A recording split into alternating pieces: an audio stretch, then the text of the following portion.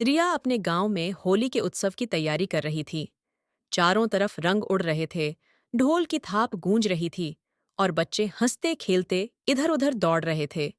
उसने अपने दोस्तों के साथ ठंडाई बनाई और रंगों से भरी पिचकारी हाथ में ली।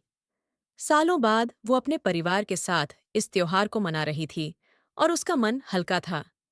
लेकिन तभी एक छोटा लड़का उसके पास आया और एक गुलाल से सना लिफाफा थमाकर भाग गया। रिया ने लिफाफा खोला। अंदर एक चिट्ठी थी जिस पर लिखा था, होली की रात को मिलना पुरानी नीम के नीचे। नीचे नाम नहीं था, पर वो लिखावट उसे जानी पहचानी लगी। उसका दिल धक से रह गया। ये रोहन की लिखावट थी, उसका पहला प्यार, जो 4 साल पहले उसे छोड़कर शहर चला गया था। उसने कहा था कि वो अपने सपनों के लिए जा रहा है, पर फिर कभी लौटा नहीं। रिया ने उसे भुलाने की कोशिश की थी, पर यह चिट्ठी सब कुछ वापस ले आई।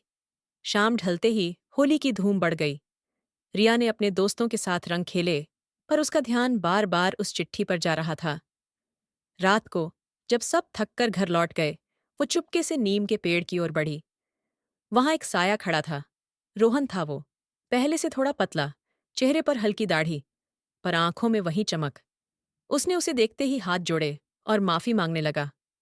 उसने बताया कि वो शहर में नाकाम रहा था और अब गांव लौट आया था। रिया चुप रही।